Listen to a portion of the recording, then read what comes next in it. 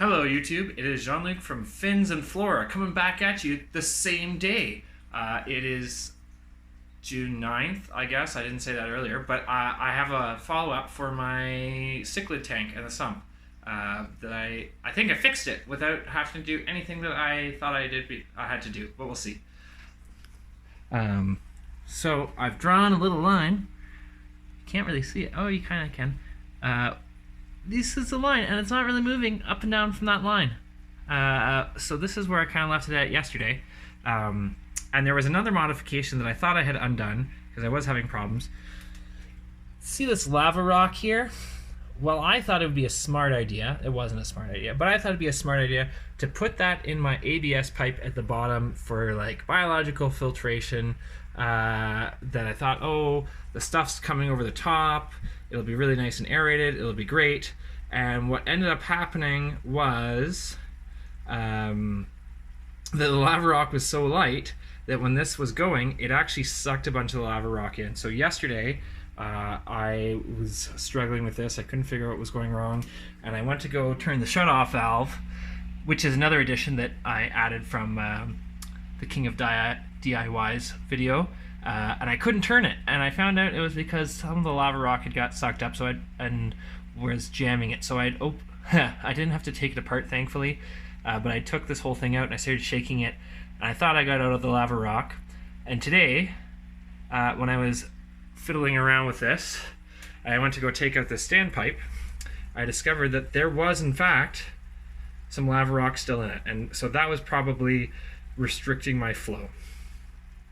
And in the time I've talked, this really hasn't changed that much. Come on, focus. This hasn't changed that much. What I don't like is that while this kind of equals out, my water line has to be up to there, which is actually not about, this is about where I'd like the tanks to stay filled, but it doesn't have the same downward siphoning that I thought it would, or hoped it would. But if I drilled those holes in, I could probably fix that. And what I realized I forgot to do last time is talk about what I've got in the sump for filtration, which is not really ideally set up. So this is a little mesh basket thing I've made that I've used for a number of things. Right now this is filled with lava rock, so my downspout goes into this.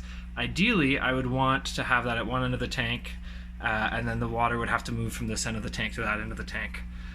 At the bottom, can't see with all the glare very well. There is a bunch more lava rock that didn't fit, and I put in some saucer tang. Originally I had it spread all over, but because of how things are going, it's kind of gotten into this clump.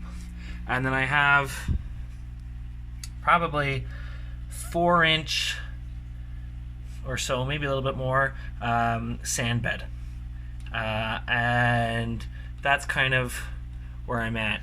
What I've really liked about this sump, and this is the first time I've had a sump, is that before I had this going, there was a lot more stuff on the bottom, and with my spray bar with it pointed down, and the fish kind of stirs stuff up at the bottom. I don't really have any fine filtration going on right now, but I have put some filter floss, and if I wanted, I can add that to the bottom of my downspout.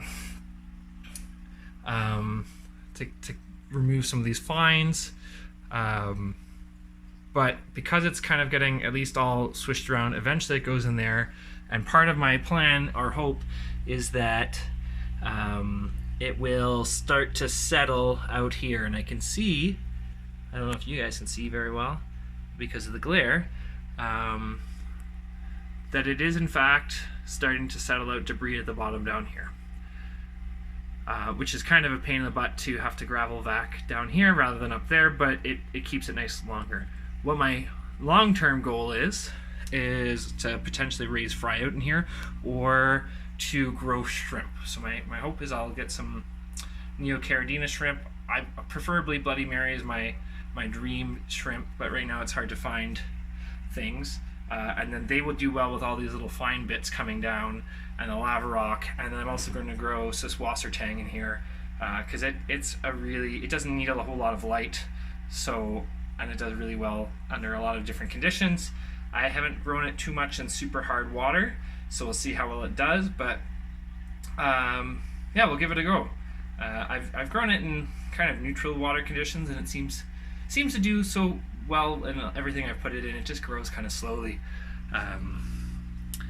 But yeah, so it'll be neat. I look forward to seeing how this goes. But again, I'm not going to stitch videos together because that takes too long, and hopefully this just improves content. And my big hope is that I'll never have to worry about duckweed again, at least in this tank.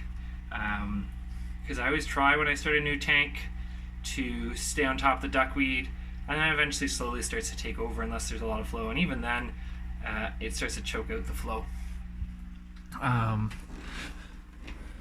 But yeah, got me some Tanganique and cichlids. Seem to be doing pretty well. This one's fattening up nicely.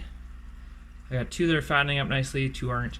Lots of hidey holes over here, and more hidey holes over here. Some of them, a pair kind of tends to hang out over in these rocks, and a pair have been hanging out there, but you can see there's 3 over there. I had 5, but there was one that really wasn't getting along. He was getting thinner, and he actually jumped out.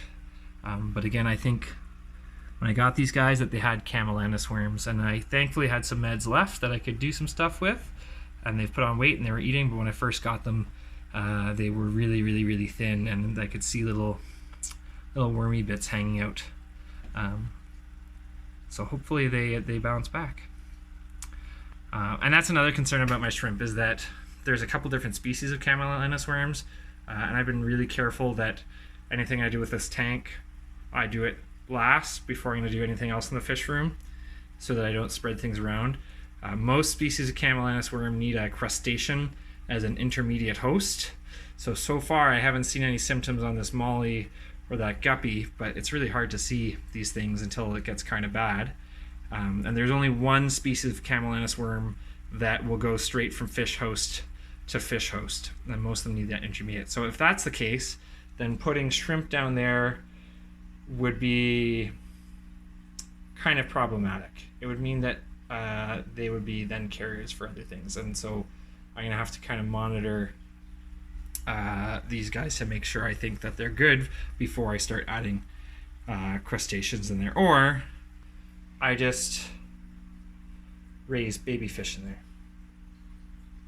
or I put the shrimp in there, and then if these guys eat some little baby shrimplets that get caught up and they start to develop camellanus worms later down the road, I know that it is at least not the super highly infectious one. But who knows? We'll see.